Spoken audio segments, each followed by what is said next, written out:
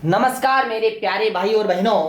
परमात्मा की महिमा में आज हम एक ऐसा विषय लेकर आए हैं जिसको आप बहुत ही ध्यान से सुने, समझे और चिंतन मनन करके और फिर उसके ऊपर अभ्यास करें। घर में बच्चे रोते हैं, छोटे छोटे बच्चों के माताएं मारती है, पिता पीट देते हैं, बच्चों की कुटाई करते हैं और बार बार शिकायत करते हैं।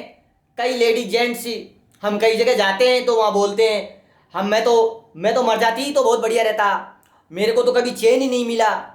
और घर में कलेश रहता है, मतलब रात दिन का कलेश बहुत खतरनाक होता है ये, बिल्कुल। तो आज घर में चटपटाहट रहती है, कभी पैसे की तंगी रहती है, कभी बहुत पैसा आ गया तो उसको ठिकाने लगाने के अंदर गलत जगह पहुंच जाते हैं, गलत कोई गलत जंजाल गले में डाल लेते हैं, परेशानियां बढ़ जाती है। पति पत्नी में झगड़े होते हैं, माँ बेटे में झगड़े होते हैं, बाप बेटे में होते हैं। इन सब का जो समस्या का समाधान हम आपको आज परमात्मा की कृपा से हम आपको बता रहे हैं। हम क्या बता रहे हैं, हमारे प्रभु बता रहे हैं। मेरे प्यारे साथियों, जब भी आप अपने बच्चे के ऊपर हाथ उठाए तो 10 बार सोचिए कि ये मैंने ही पैदा किया है, मैंने ही इसको या पृथ्वी के ऊपर लेके आए।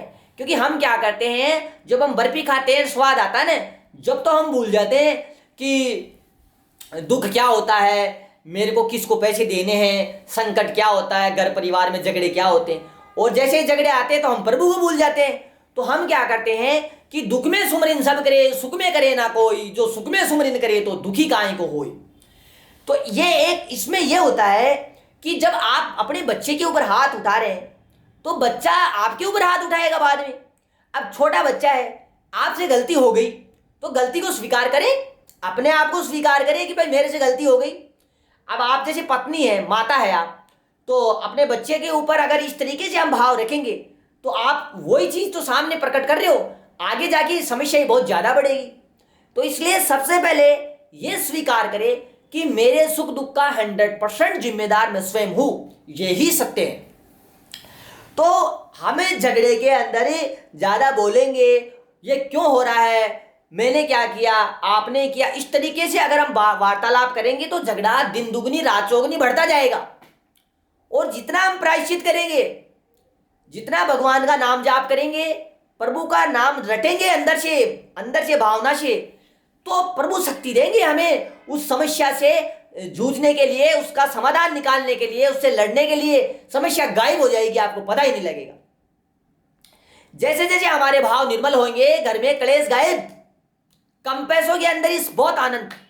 क्योंकि हमें कितना पैसा मिलेगा ये हमारी सामर्थ्य प्रभु चेक करते हैं। आपसे बोरी चल नहीं रही है, 100 किलो की बोरी अगर सिर पे रख देंगे नाड़ टूट जाएगी, तो ऐसा नहीं होता है।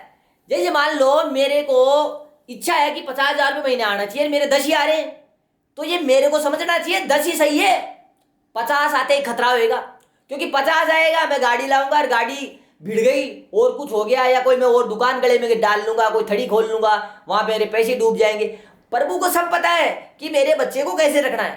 तो जब तक हम समर्पण भाव नहीं रखेंगे, प्रभु को सरेंडर नहीं करेंगे, हमें इन जंजालों से मुक्ति नहीं मिलने वाली।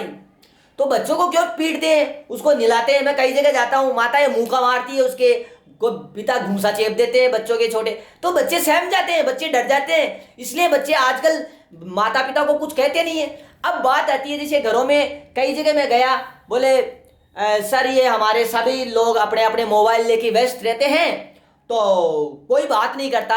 मैंने उनसे पूछा भाई आप मोबाइल पे थोड़ी व्यस्त रहते हैं, बोले फिर मैं भी देख लेता हूँ। तो पर बात तो वही हो गई, आप क्यों देखते हैं, आप वो मोबाइल देख रहे हैं, उसके बाद जाके बैठ जाइए चुपचाप, बोले ही नहीं, थोड़ी देर बैठे रहे। थोड़ी देर बैठे बैठे मन के अंदर पवित्र भाव लेके आए उस व्यक्ति के प्रति, और इतना प्रेम करे वो मोबाइल छोड़ के आपसे बात करने लगेगा। यही परमात्मा का चमत्कार है। यस, तो यदि आपको व्यक्तियों से दोस्ती करनी है, मित्रता करनी है, तो आपको पहल करनी पड़ेगी। कुआं नहीं आएगा प्यासे के पास में, प्यासे को जाना पड़ेगा। यानी अगर आपको प्यास बुझानी है तो कुएं के पास आपको जाना पड़ेगा। ऐसे ही तो कुल मिला के जैसे अपने को माल बेचना है, तो माल बेच रहा है, दुकान पे ग्राहक नहीं आ रहा, तो माल को लेके जाओ, बाजार में जाना पड़ेगा, पापड़ तो बेलने पड़ेंगे। बिना संघर्ष के, बिना तपाए मन को शांति नहीं मिलने वाली। क्योंकि हमने तो अपने मन को उड़ जाए, हम मन से खुद उड़ जाए तो हमें तो सुलझना पड़ेगा भाई। हमने जैसे इसमें 100 गांठ लगा दी कोई रस्सी में, तो इनको खोलना तो पड़ेगा ना। जब तक कर्म की इन गुत्थियों को नहीं खोलेंगे शांति नहीं मिलेगी। इसके 2 तरीके होते हैं, एक तो एक एक गुत्थी के खोलो, एक ये पूरा ही सरेंडर कर दो भगवान को, तो पाप पुण्य से मुक्त। चाहे करोड़ों पाप करे हो, करोड़ों पुण्य, आप सबसे ऊपर। पर ये आपके ऊपर निर्भर करेगा, आपके दृढ़ विश्वास के ऊपर, आपकी इच्छा शक्ति के ऊपर, आपके भावों के ऊपर निर्भर करता है। तो बच्चों को क्यों मारे। दूसरी बात, घर के अंदर जैसे कोई